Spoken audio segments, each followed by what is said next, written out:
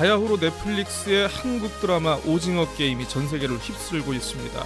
우리 국민이라면 요즘 너나 할 것 없이 K 컨텐츠의 파워를 실감하지 않을까 싶은데요. 자, 오징어 게임에 앞서서 지난해에는 봉준호 감독의 기생충, 그리고 올해는 정이삭 감독의 미나리가 전 세계인들의 이목과 가슴을 사로잡았습니다. 뭐 여러 가지가 있겠습니다만은 이들 컨텐츠의 성공 배경을 살펴보면은요, 넷플릭스 그리고 영화제라는 플랫폼이 한 몫을 한 게 아닐까 싶더라고요. 자, 그래서일까요? 국내에서도 이미 수십여 개의 영화제가 개최되면서 나름대로 콘텐츠 발굴과 소개에 나서고 있죠. 이미 제주에서도 몇몇 영화제가 마련돼서 나름의 역사와 전통을 자랑하고 있는데요. 이 가운데 프랑스만을 콕 집은 제주 프랑스 영화제라는 굉장히 독특하고 신비로운 플랫폼이 모레 4일 개막합니다. 자, 오늘 포카레 제주판 이슈 인터뷰는요, 올해 12회째를 맡고 있는 제주 프랑스 영화제의 고영님 집행위원장님 모시고 관련 얘기 나눠보도록 하겠습니다. 네, 저희 스튜디오 제주팟에 제가 아까 소개해드린 고영님 제주 프랑스 영화제 집행위원장님 함께하고 계십니다. 안녕하십니까? 안녕하십니까? 역시 우리 저 고 회장님하고 함께 얘기를 하면은 갑자기 없던 텐션이 확 생겨. 갑자기 기분이가 급 좋아지신 것 같습니다. 네, 역시 방송 체질이십니다. 자, 먼저 청취자 여러분들께 간단한 자기소개 한번 하고 좀 본격적인 토크 이어나가도록 하겠습니다. 네, 저는 사단법인 제주국제문화교류협회장이고요. 우리 협회에서 하고 있는 공익적 문화 사업으로 가장 중요한 영화제 있죠. 제주 프랑스 영화제를 집행하고 있는 또 집행위원장도 겸하고 있습니다. 이 굉장히 또 바쁘신 와중에 저희 또 이 팟캐스트를 통해 가지고 이렇게 영화제에 대한 정보도 이렇게 제공해 주시고 얘기를 하러 오셨는데, 자, 어쨌든 뭐 바로 본론으로 들어가 보도록 하겠습니다. 자, 프랑스 영화제. 제가 국내에서 아까 오프닝에도 말씀드렸지만은 뭐 국내 영화제가 뭐 한 30-40개, 뭐 50개 몇 개가 되는지도 모르겠습니다. 많이 찾아봤군요. 네. 자, 그런데 보니까 특정 국가의 컨텐츠를 콕 집어가지고 하는 거는 제가 봤을 때는 프랑스 영화제, 제주 프랑스 영화제가 아마 유일하지 않을까 싶습니다. 저도 처음에 시작했을 때는 제가 프랑스에서 그렇죠. 유학을 했고 영화를 좋아하니까 대중과 이제 공감하고 싶다라는 뭐 그런 정말 순수하고 혼자 정말 개인적으로 즐거운 네. 영화제로 시작을 했는데, 한 3년이 지나고 나서 어느 선배님이 너 한국의 유일한 프랑스 영화제를 네가 만든 거 아니? 어머. 한 3회쯤 돼서야 서울에서도 없는 영화제를. 그러니까 몰라. 참 그렇네. 그때서야 검색해봤더니 없어요. 아니, 그러니까 왜냐하면 우리가 이제 또 뭐 발리우드라 그래가지고 인도도 굉장히 영화 나름대로 강국이고 어디 유럽에 여러 나라들이 있습니다만은 특정 국가를 콕 집어가지고 하는 건 진짜 집행위원장님 지금 준비하고 계시는 제주 프랑스 영화제밖에 없더라고요. 자, 그런데 이 프랑스 영화제를 기획하게 된 어떤 계기, 어떤 게 좀 있을까요, 이게? 제가 고향을 떠나서 한 30년 가까이 이제 외지에서 공부도 하고 프랑스 유학도 하고, 그리고 이제 이분 배우신 분이야. 그러고 이제 뭐 외국에서 공부했다는 게 자랑하려는 게 아니고 그냥 자연스럽게 제 삶의 여정이랄까요? 이런 것들이 이제 좀 적지 않은 나이에 40대 후반에 고향에 돌아와서 그 칠성로를 거닐다 보니 내 어린 시절에는 여기는 문화예술의 완전히 중심지고 그 멋쟁이들이 다 드나들던 곳인데 1990년대, 2000년대 이제 초반 중반이죠. 너무 조용한 거야. 멋쟁이들이 없어졌나요? 왜 이렇게 조용해졌지? 막 겁난 거죠. 근데 다행히 코리아 극장이 있었던 자리에 새로 지었지만 코리아 극장이란 이름으로 그냥 건물이 있는 거예요. 네, 새로 맞습니다. 지었지만. 네. 그거 보면서 가슴이 떨리고, 그리고 당시 이제 2010년 그 시점인데 제주 특별자치도에서 제주 원도심 활성화, 문화예술적 활성화를 위해서 그 영화 문화예술센터를 그 코리아 극장을 이제 대관을 해서 시작한 시점이었습니다.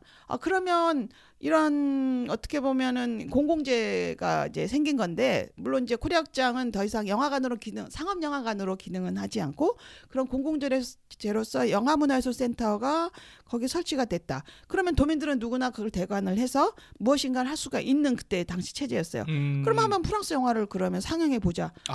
플랫폼이 이렇게 마련이 됐으니까. 그렇죠. 하드웨어가 있으니까 거기에 기획이 들어가면 되는 거잖아요. 그렇죠. 그래서 2011년 봄에 그때는 제1회 제주 프랑스 영화제는 이름을 못 달았습니다. 겁도 나고 일단 한번 질러보는 거니까 약간 내가 2회, 3회를 계속할 수 있는 자신도 없고. 그렇죠. 일단 해보자. 일단 그래서 해보자. 4월이니까 봄날의 랑데부 부제 프랑스 영화 해서 불어로 제가 이제 살짝 이제 읊어본다면 랑데부 avec le printemps cinéma français. 야, 이게 원어 발음이었군요. 네.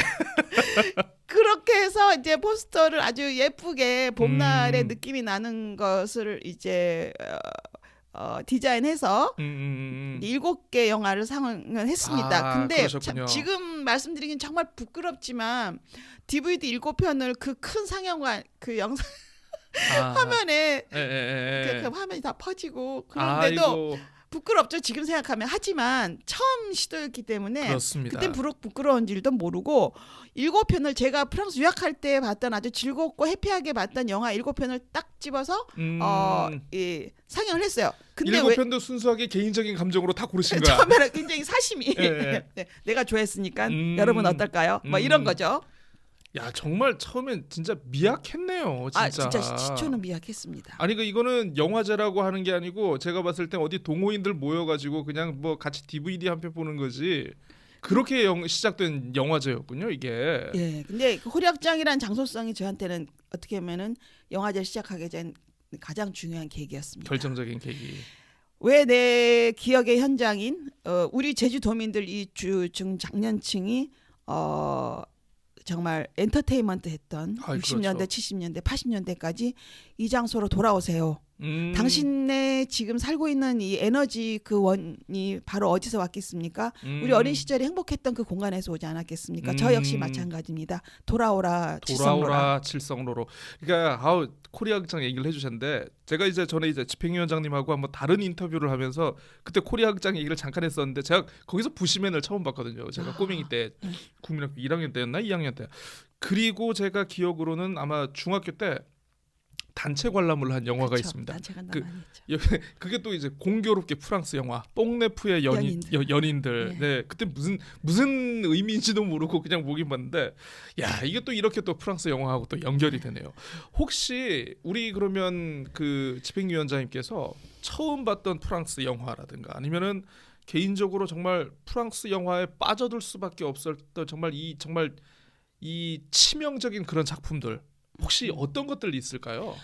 저는 프랑스 영화를 아마 어릴 때 봤었을 것 같아요. 근데 기억이 안 나서 그렇지. 근데 80년대 초반에 서울에서 이제 대학을 다니면서 불어불문학을 전공을 했고 당시 불어불문학 전공한 학생들은 약간 이제 겉멋 비슷한 거죠. 겉멋, 겉멋이 있어서. 주한 프랑스 문화원에 있는 지하에 지금은 그 건물은 아니지만 그 사간동에 그 앙드레 누구 선생님 그 유명한 패션 앙드레 김 그분의 그 쇼룸이 있는 그 경복궁 맞은편에 그러니까 지금 중앙 민속박물관이죠. 국립민속박물관 맞은편에 아담한 2층 건물인데 거기 지하에 주한 프랑스 그 건물 자체가 주한 프랑스 문화원이고 지하에 한 100석 정도의 쌀 르누아르라고 르누아르 감독님의 이름을 딴 르누아르 영사 상영실이 있었습니다.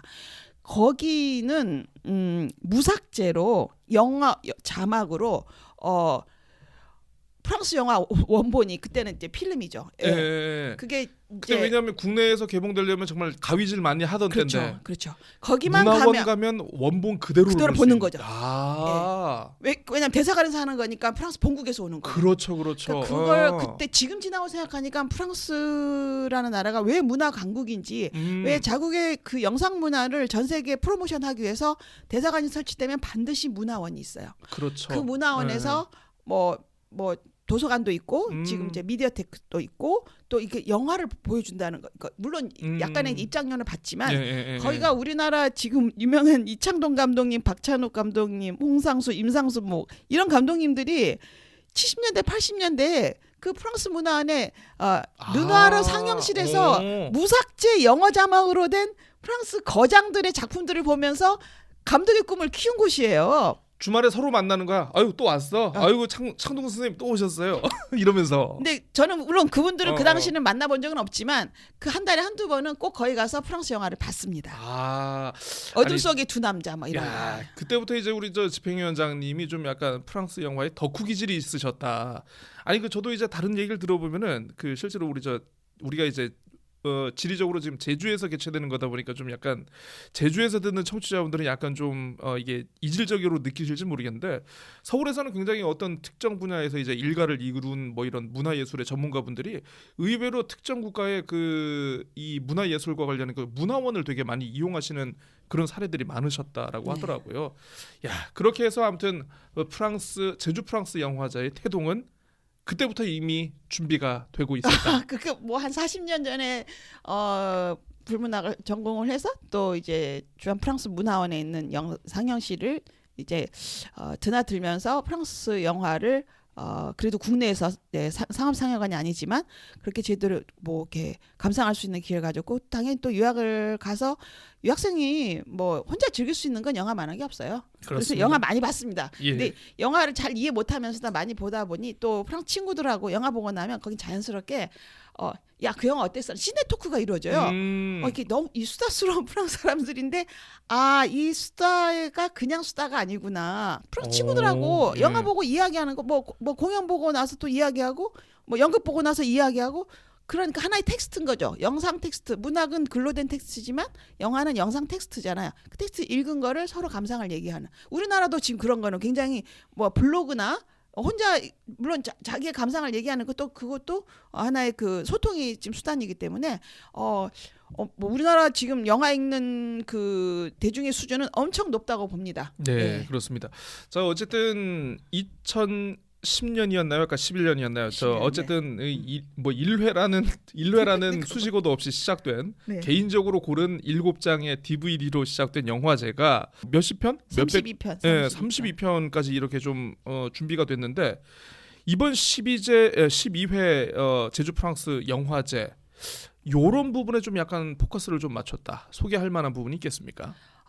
그 장편은 비경쟁 프로그램이고요. 단편은 국제 경쟁 프로그램입니다. 그래서 부분 경쟁 영화제라고 지금 불리우는데 저희들 뭐 포털에 들어가서 검색하시면 올해 그 영화제 그 선정작들 리스트가 다 업로드 돼 있고요. 그리고 우리 영화제 홈페이지도 마련돼 있으니까 제주 프랑스 영화제 포털 치시면 거기 자세하게 나와 있습니다. 근데 장편은 항상 개막작 같은 경우는 이제 해피한 영화, 즐겁게 축제를 즐겁게 일부러 그렇게 예, 의도하신 의도한 건가요? 거예요. 네, 그리고 이제 폐막작은 우리가 이제 영화라는 것이 어떻게 보면 이제 허구잖아요.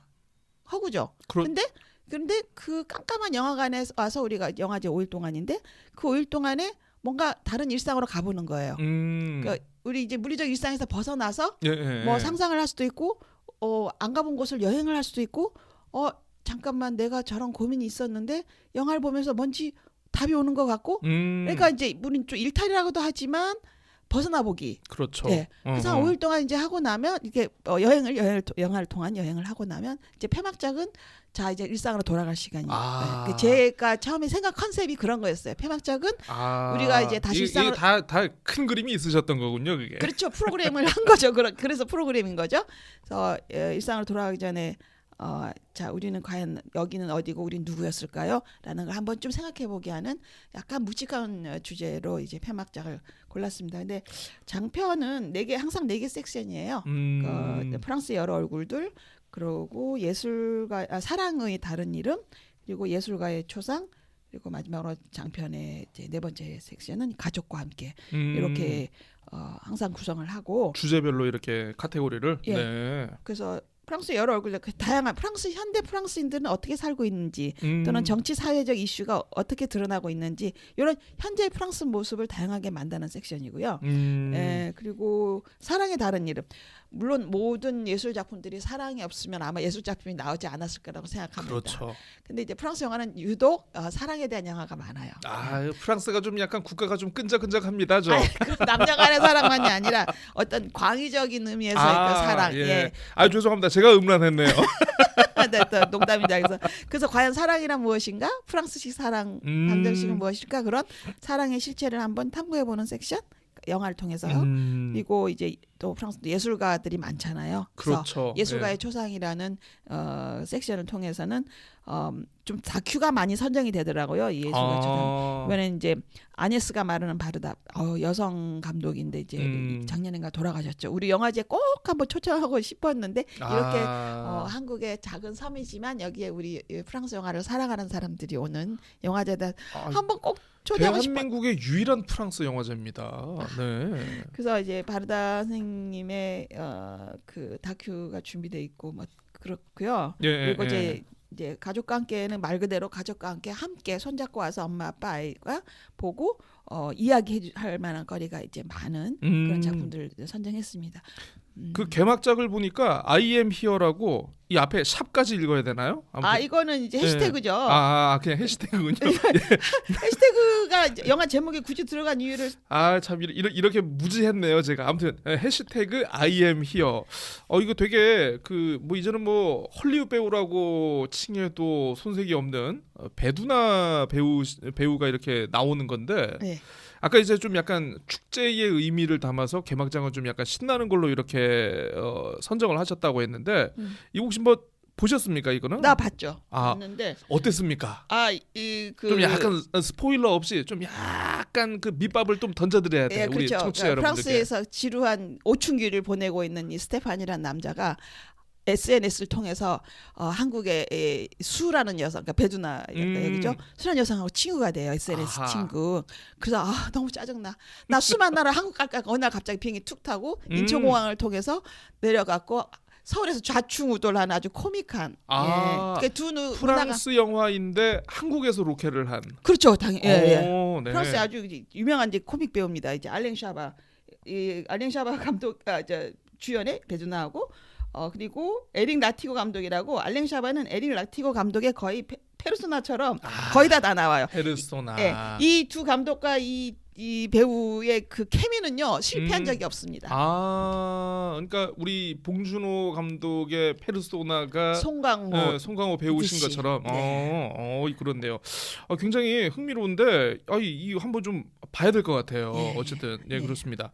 자, 사실 뭐 닷새 동안인가 나흘 동안인가요? 아무튼 이 제주 프랑스 영화제 통해 가지고 정말 많은 작품들이 선보이기는 하는데 얼마 전에 그 보니까 기사를 보니까 프랑스 파리에서도 한국 영화제가 열렸다라고 합니다. 그러니까 저는 그걸 보면서 좀 재미있다고 생각된 게 파리에서는 한국 영화제가 열리고 그리고 제주의 대한민국의 환경 수도 제주에서는 프랑스 영화제가 열리고 이건 뭔가 교류의 가능성이 있을 것 같기도 한데 혹시 뭐 빅픽처 혹시 가지고 계십니까 혹시?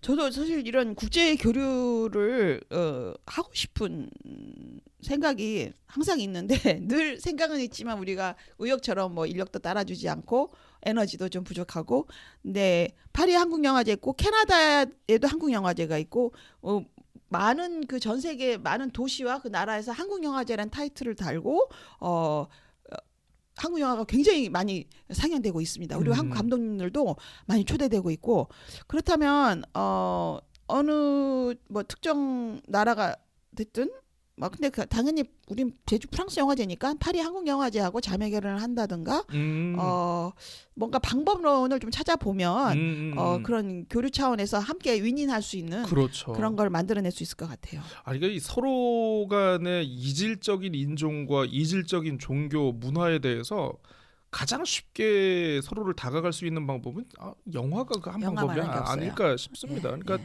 어떻게 보면 영화 자체가 사람이 사는 거, 사람이 느끼는 어떤 감정과 이상에 대한 게 이게 종합적으로 녹아 있는 거다 보니까 저는 영화를 보면 참 이해가 안 될 수 있는 상황도 많이 이해가 되지 않을까 싶습니다. 자, 그러면 제가 아까 이제 오프닝에서도 말씀을 드렸지만 요즘 또 이제 한국 영화 진짜 잘 나가지 않습니까? 나름대로 이제 집행위원장님께서 제3자의 입장에서 지켜보시면서 한국 영화의 강점 그리고 프랑스 영화의 어떤 강점, 특징점 서로가 서로에게서 좀 이런 걸 배우면은 아마 굉장히 좀 좋은 상호작용이 있을 것 같다라는 생각을 아마 하실 수도 있지 않을까 싶은데. 저는 영화제 기획자로 이제 12년 동안 이제 학습이 된 사람이지만 영화 제작하는 사람은 아닙니다만은. 뭐 그렇죠. 그렇죠.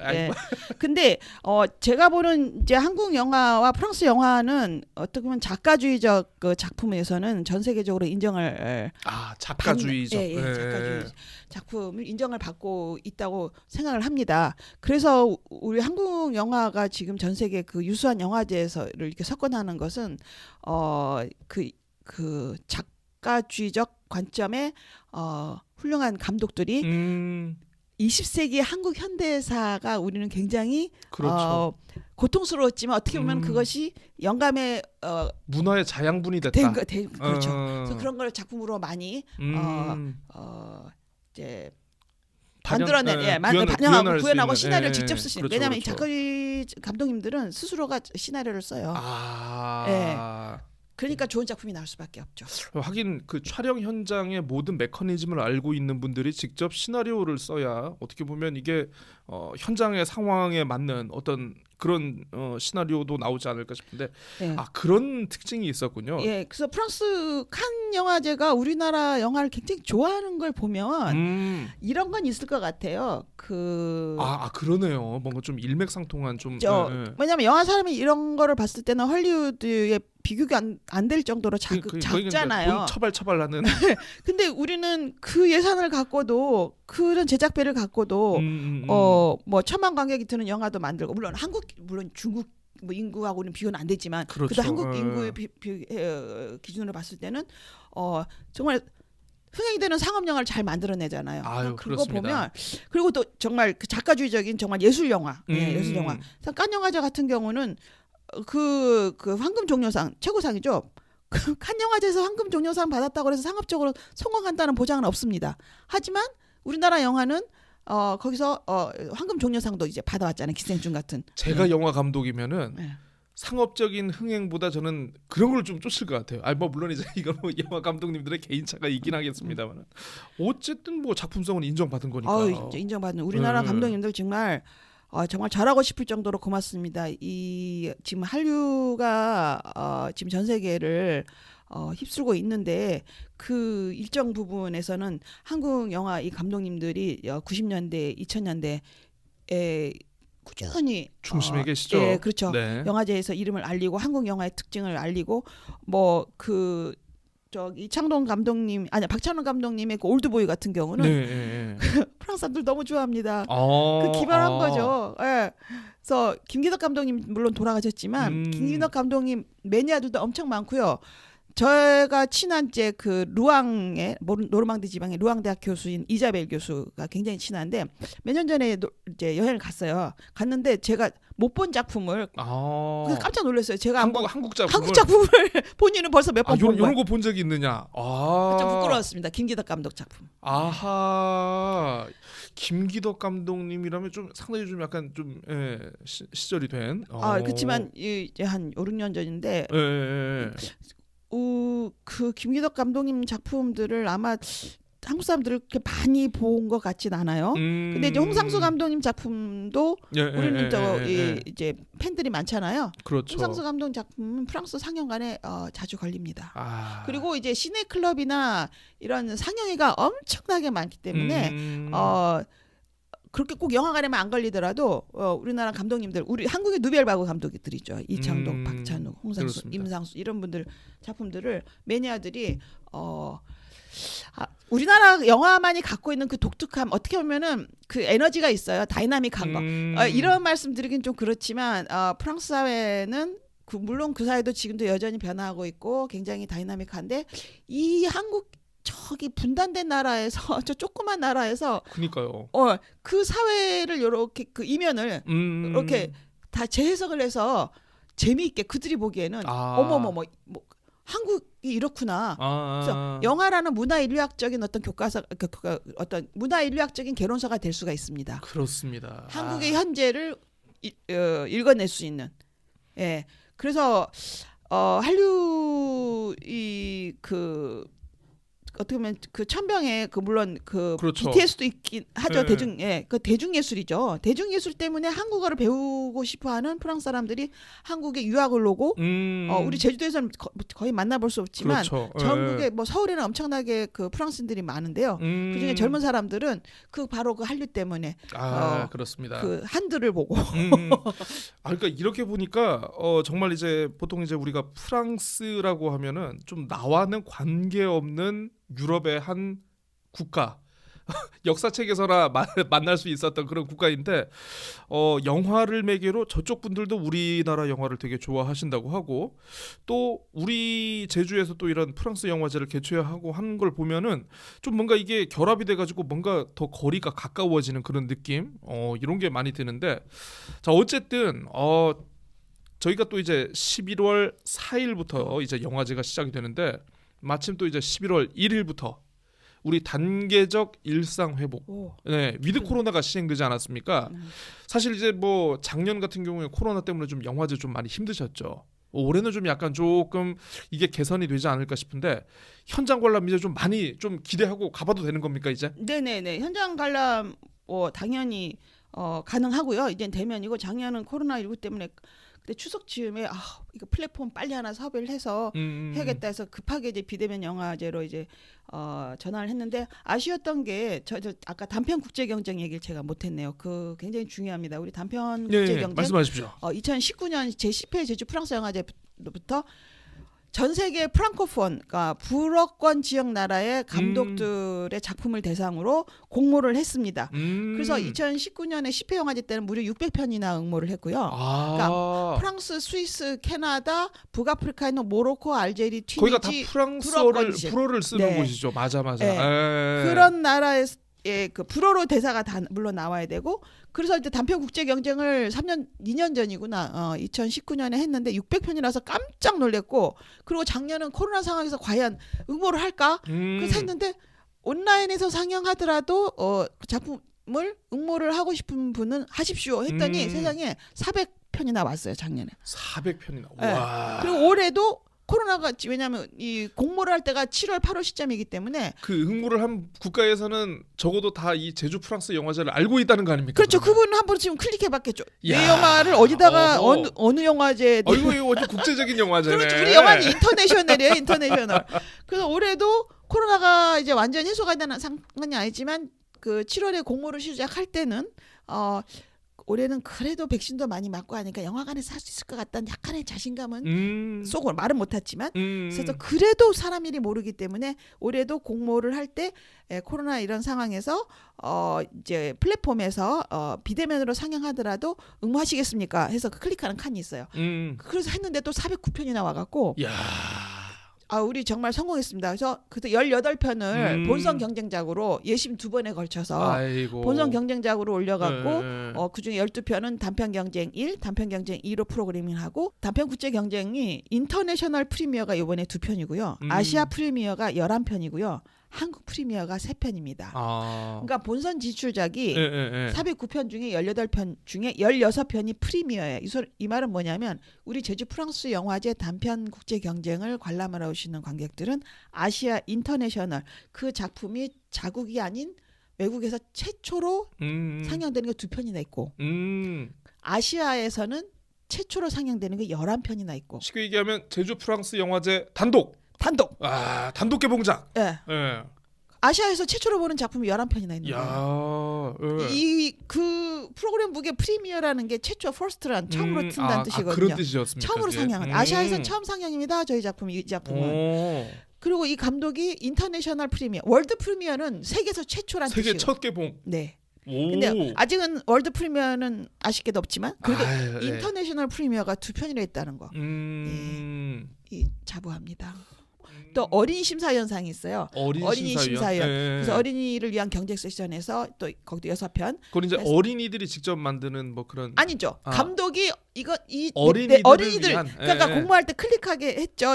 당신의 작품은 어린이들을 대상으로 만든 작품이니까. 그러니까 쉽게 얘기하면 그 우리 헐리우드 작품이 이제 그 뭐 디즈니용이냐 뭐 아니냐 그런 식으로 어린이 관객을 위해서 특별히 만든 것이냐 아니냐라는 것을 이제 물어보고 해서 관객 저희들 상이 4개거든요. 이 단편 국제 경쟁 프로그램에서는 가장 큰 그랑프리 대상이죠. 그리고 심사위원상. 그러니까 뭐 1등 또는 2등이라고 생각하시면 되겠지만 뭐 그렇게 꼭 등수는 없습니다. 근데 이름을 그렇게 그랑프리와 심사위원상 그리고 관객들이 직접 투표하는 관객상. 그러니까 영화를 저희 영화제에 와서 영화를 보고 퇴장하실 때 퇴장하는 쪽에 보드판이 있을 겁니다. 그러면 저희 스텝 요원들이 스티커를 하나씩 나눠주면 내가 본 경쟁 작품 중에 제일 마음에 드는 거 하나 가서 스티커를 붙여주시면 가장 많은 스티커를 받은 작품이 관객상을 수상합니다. 관객상을 또 그렇게 수상을 하는. 어린이 심사위원상은 이제 제주 북초등학교 제주도 근대교육의 발상지인 곳이잖아요. 제주도에서 가장 오래된. 우리 또 집행위원장님이 본인 모교라고 또 이렇게 띄우시네 또.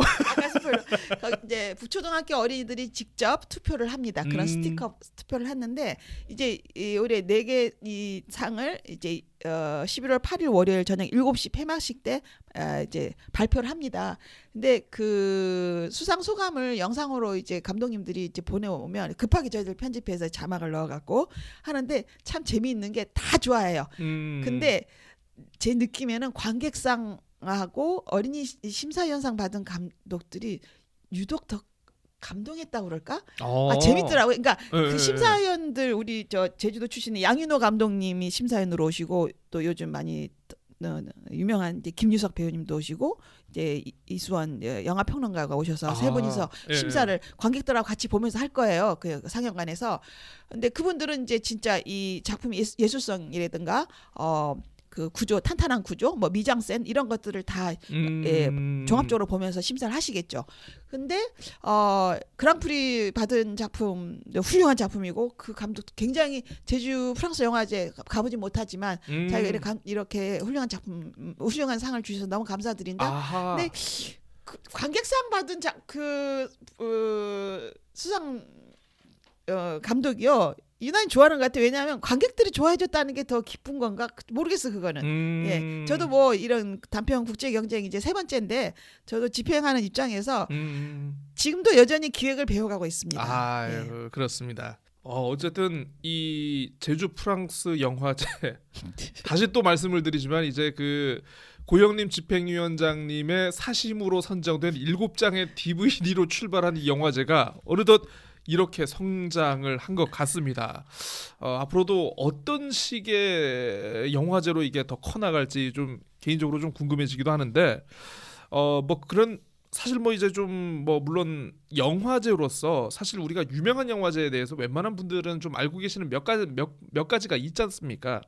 그럼에도 불구하고 제주 프랑스 영화제가 좀 더 대중성이 있으면 좋겠다. 좀 더 뭔가 무게감이 있었으면 좋겠다. 좀 더 뭔가 한국의 국제 영화제를 대표할 수 있는 하나의 그 줄기가 되기 위해서는 좀 뭔가가 좀 더 필요하지 않을까 아쉬움을 느끼는 그런 분들도 아마 있지 않으실까 싶습니다. 이게 뭐 쓴소리를 하려는 게 아니고 어쨌든 집행위원장님으로서 앞으로도 큰 그림을 계속 그리셔야 될 분이기 때문에 앞으로 좀 이 영화제 성장과 좀 이 체급을 좀 키우기 위해서 좀 어떤 노력들 좀 하실 계획이신지.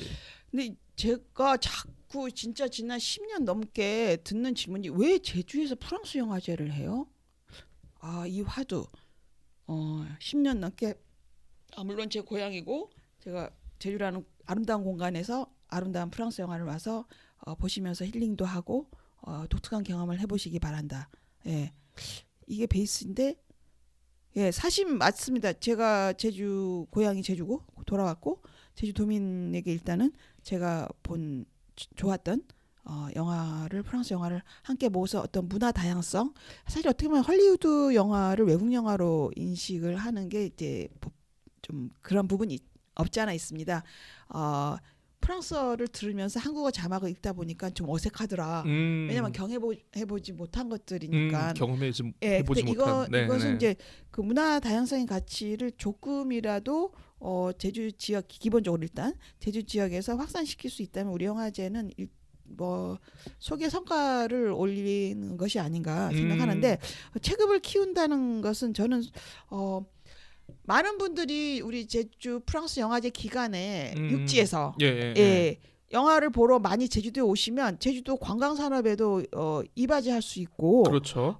그리고 지금 잘 모르시겠지만 저 우리 영화관에서 보면 영화제 기간에 일부러 우리 영화제 때 제주도 여행 오시는 얼굴들이 이제 그런 분들이 보입니다.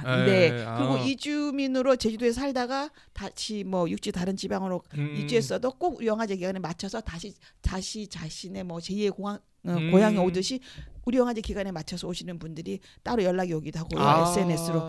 그리고 보면서 좀 더 전국화하는 일단은 전국화하는 작업을 더 고민해야겠다. 그래서 홍보에 이번엔 좀 신경을 많이 썼습니다. SNS를 중심으로 홍보를 일단 마케팅을 많이 해야 되고